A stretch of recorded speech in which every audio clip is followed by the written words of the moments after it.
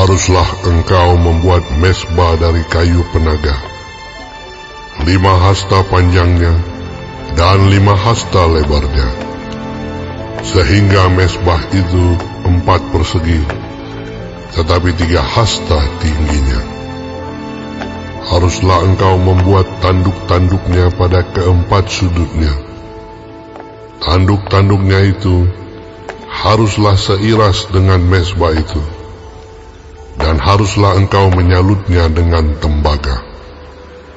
Juga harus engkau membuat kuali-kualinya, tempat menaruh abunya, dan sodok-sodoknya, dan bokor-bokor penyiramannya, garpu-garpunya, dan perbaraan-perbaraannya.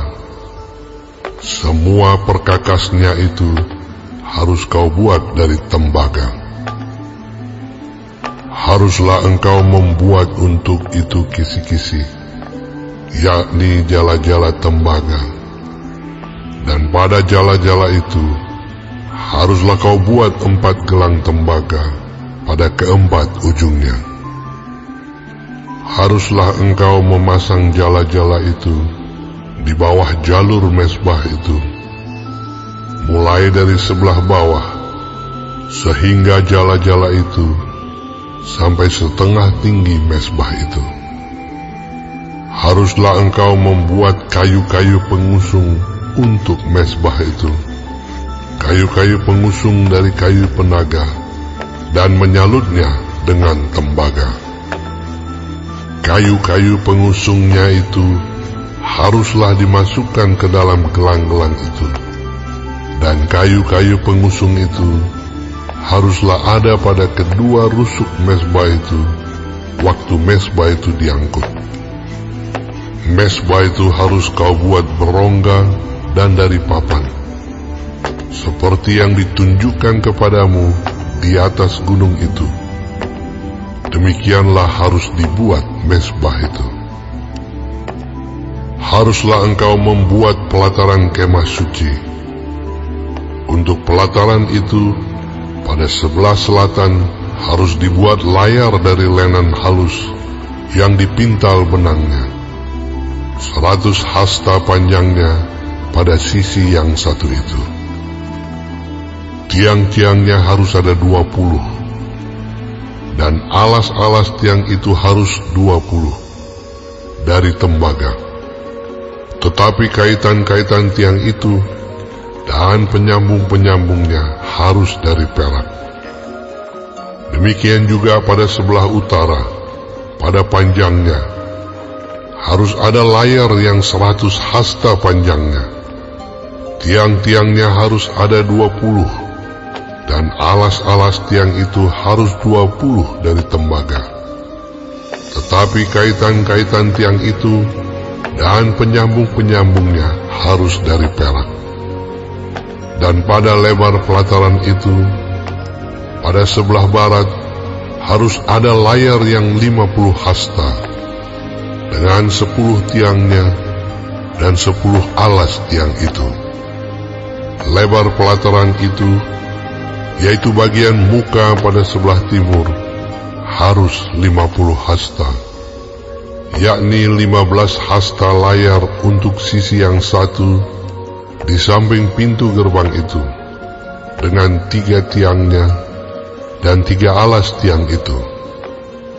Dan juga untuk sisi yang kedua di samping pintu gerbang itu, 15 hasta layar, dengan 3 tiangnya dan 3 alas tiang itu.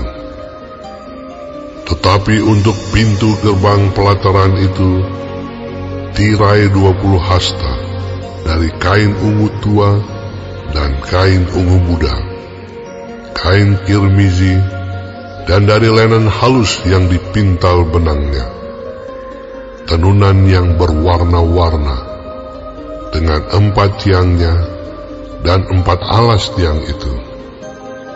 Segala tiang yang mengelilingi pelataran itu haruslah dihubungkan dengan penyambung-penyambung perak, dan kaitan-kaitannya harus dari perak, dan alas-alasnya dari tembaga.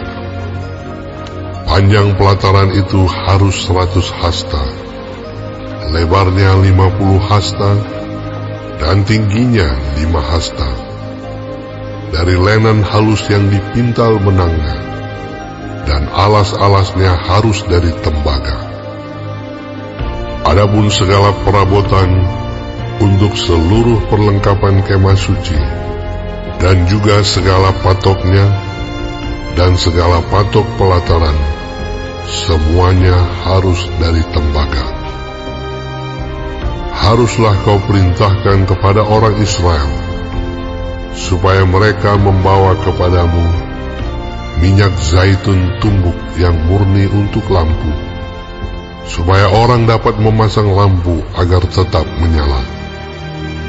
Di dalam kemah pertemuan di depan tabir yang menutupi tabut hukum, haruslah Harun dan anak-anaknya mengaturnya dari petang sampai pagi di hadapan Tuhan.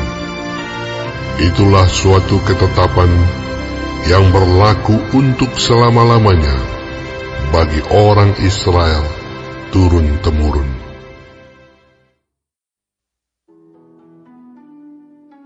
Untuk pemimpin biduan, Mazmur Daud.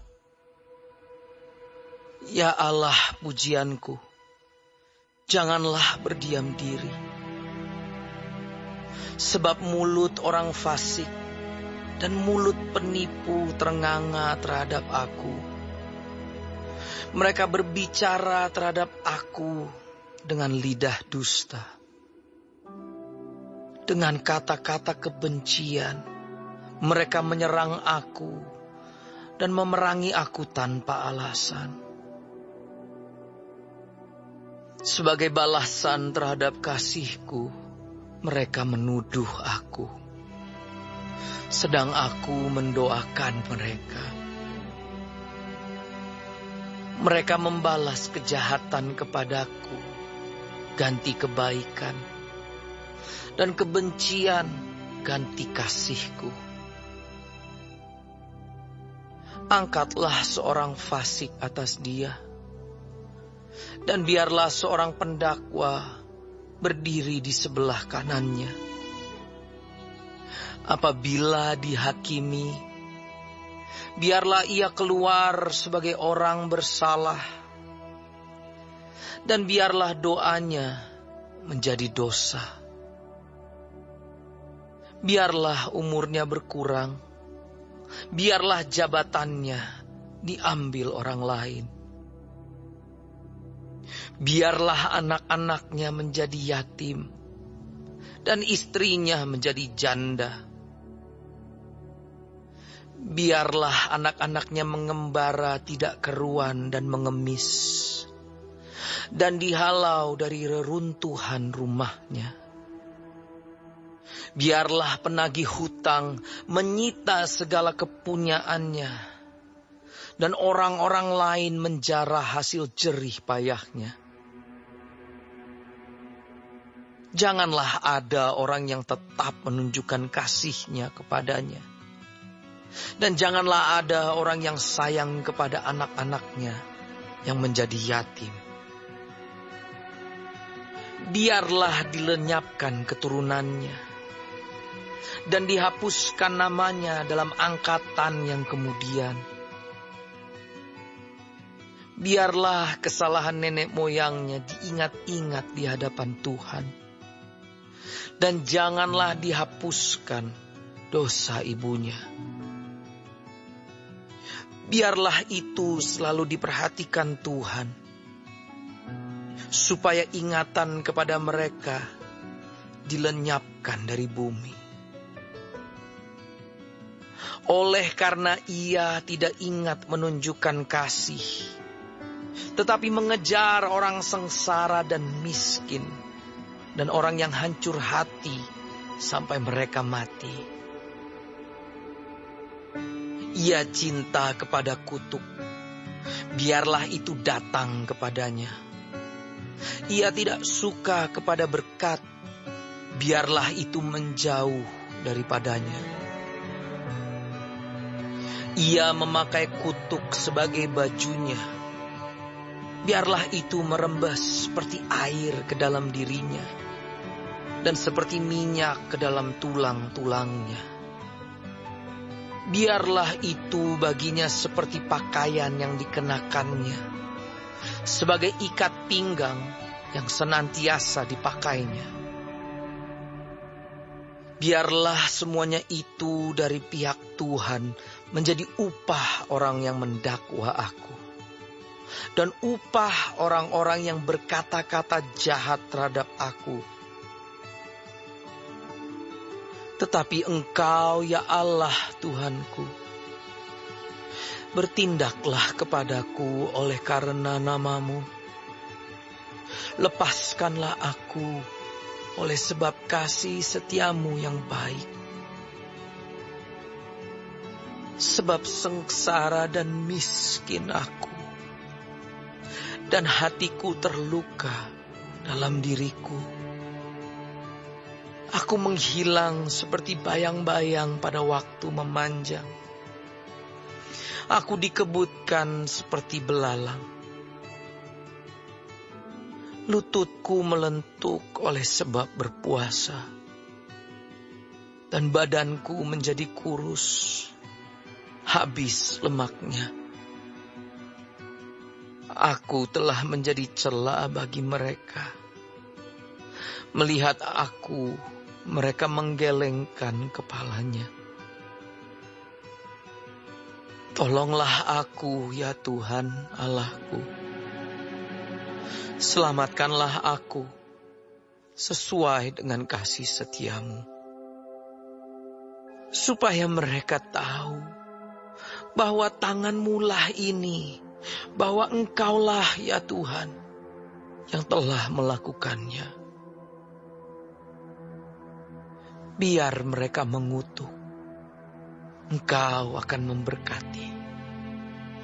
Biarlah lawan-lawanku mendapat malu, tetapi hamba-Mu ini kiranya bersuka cita. Biarlah orang-orang yang mendakwa aku berpakaian noda, dan berselimutkan malunya sebagai jubah. Aku hendak bersyukur sangat kepada Tuhan dengan mulutku, dan aku hendak memuji-muji Dia di tengah-tengah orang banyak. Sebab Ia berdiri di sebelah kanan orang miskin untuk menyelamatkannya dari orang-orang yang menghukumnya.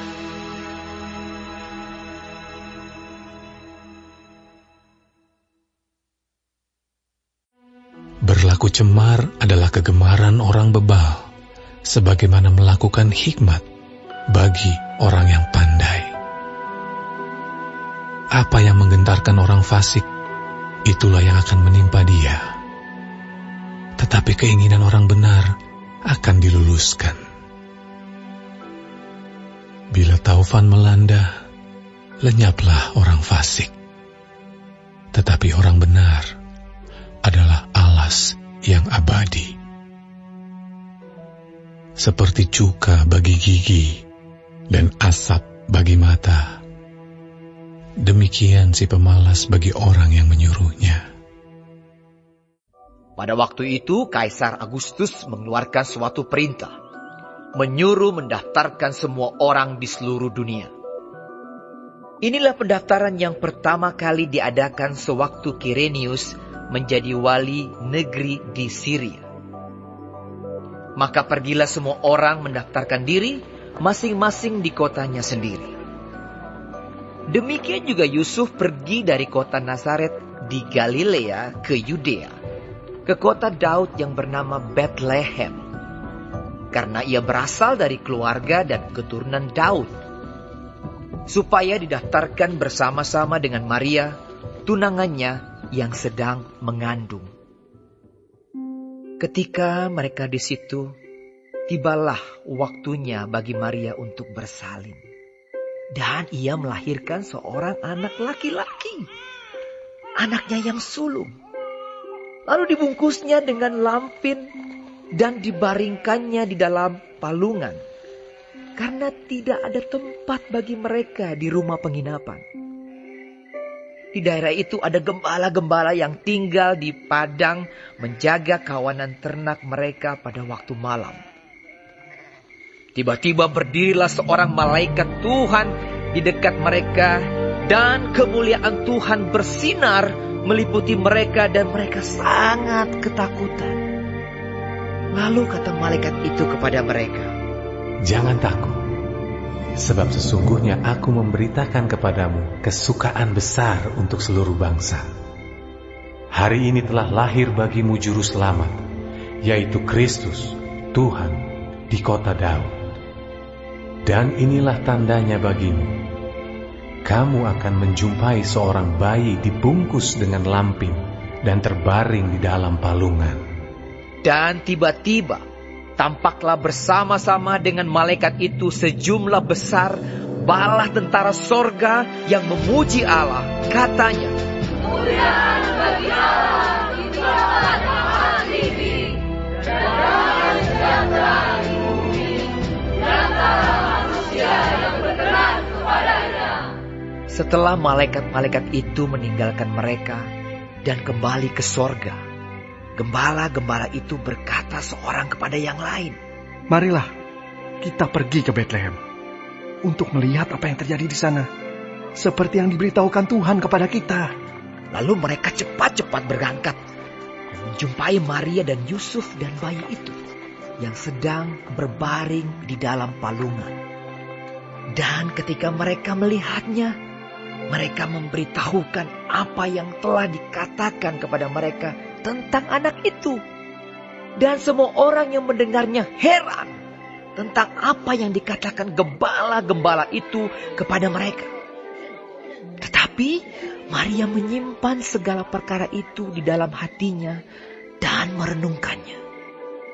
Maka kembalilah gembala-gembala itu sambil memuji dan memuliakan Allah, karena segala sesuatu yang mereka dengar dan mereka lihat semuanya sesuai dengan apa yang telah dikatakan kepada mereka.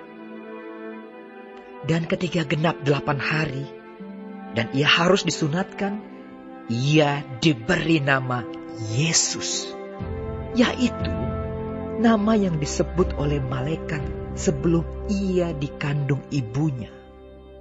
Dan ketika genap waktu pentahiran, menurut hukum Taurat Musa, mereka membawa dia ke Yerusalem untuk menyerahkannya kepada Tuhan. Seperti ada tertulis dalam hukum Tuhan, semua anak laki-laki sulung harus dikuduskan bagi Allah. Dan untuk mempersembahkan korban menurut apa yang difirmankan dalam hukum Tuhan, yaitu sepasang burung tekukur atau 2 ekor anak burung merpati. Adalah di Yerusalem seorang bernama Simeon. Ia seorang yang benar dan saleh yang menantikan penghiburan bagi Israel. Roh Kudus ada di atasnya, dan kepadanya telah dinyatakan oleh Roh Kudus bahwa ia tidak akan mati sebelum ia melihat Mesias, yaitu dia yang diurapi Tuhan. Ia datang ke bait Allah oleh Roh Kudus. Ketika Yesus anak itu dibawa masuk oleh orang tuanya untuk melakukan kepadanya apa yang ditentukan hukum Taurat, ia menyambut anak itu dan menatangnya sambil memuji Allah. Katanya, "Sekarang Tuhan, biarkanlah hamba-Mu ini pergi dalam damai sejahtera, sesuai dengan firman-Mu. Sebab mataku telah melihat keselamatan yang daripada-Mu, yang telah Engkau sediakan di hadapan segala bangsa, yaitu terang yang menjadi penyataan bagi bangsa-bangsa lain, dan menjadi kemuliaan bagi umat-Mu Israel." Dan bapa serta ibunya amat heran akan segala apa yang dikatakan tentang dia. Lalu Simeon memberkati mereka dan berkata kepada Maria, ibu anak itu, "Sesungguhnya anak ini ditentukan untuk menjatuhkan atau membangkitkan banyak orang di Israel, dan untuk menjadi suatu tanda yang menimbulkan perbantahan Dan suatu pedang akan menembus jiwamu sendiri, supaya menjadi nyata pikiran hati banyak orang. Lagi pula di situ ada Hana, seorang nabi perempuan, anak Fanuel dari suku Asher. Ia sudah sangat lanjut umurnya. Sesudah kawin ia hidup 7 tahun lamanya bersama suaminya. Dan sekarang ia janda dan berumur 84 tahun. Ia tidak pernah meninggalkan bait Allah dan siang malam beribadah dengan berpuasa dan berdoa. Dan pada ketika itu juga datanglah ia ke situ dan mengucap syukur kepada Allah dan berbicara tentang anak itu kepada semua orang yang menantikan kelepasan untuk Yerusalem. Dan setelah selesai semua yang harus dilakukan menurut hukum Tuhan, kembalilah mereka ke kota kediamannya, yaitu kota Nazaret di Galilea. Anak itu bertambah besar dan menjadi kuat, penuh hikmat, dan kasih karunia Allah ada padanya. Tiap-tiap tahun orang tua Yesus pergi ke Yerusalem pada hari raya Paskah. Ketika Yesus telah berumur 12 tahun, pergilah mereka ke Yerusalem seperti yang lazim pada hari raya itu. Sehabis hari-hari perayaan itu, ketika mereka berjalan pulang, tinggallah Yesus di Yerusalem tanpa diketahui orang tuanya. Karena mereka menyangka bahwa ia ada di antara orang-orang seperjalanan mereka. Berjalanlah mereka sehari perjalanan jauhnya, lalu mencari dia di antara kaum keluarga dan kenalan mereka. Karena mereka tidak menemukan dia, kembalilah mereka ke Yerusalem sambil terus mencari dia. Sesudah 3 hari mereka menemukan dia dalam bait Allah. Ia sedang duduk di tengah-tengah alim ulama sambil mendengarkan mereka dan mengajukan pertanyaan-pertanyaan kepada mereka. Dan semua orang yang mendengar dia sangat heran akan kecerdasannya dan segala jawab yang diberikannya. Dan ketika orang tuanya melihat dia, tercenganglah mereka. Lalu kata ibunya kepadanya, "Nak, mengapakah engkau berbuat demikian terhadap kami? Bapamu dan aku dengan cemas mencari engkau." Jawabnya kepada mereka, "Mengapa kamu mencari aku? Tidakkah kamu tahu bahwa aku harus berada di dalam rumah Bapakku?" Tetapi mereka tidak mengerti apa yang dikatakannya kepada mereka. Lalu ia pulang bersama-sama mereka ke Nazaret, dan ia tetap hidup dalam asuhan mereka. Dan ibunya menyimpan semua perkara itu di dalam hatinya. Dan Yesus makin bertambah besar dan bertambah hikmatnya dan besarnya, dan makin dikasihi oleh Allah dan manusia.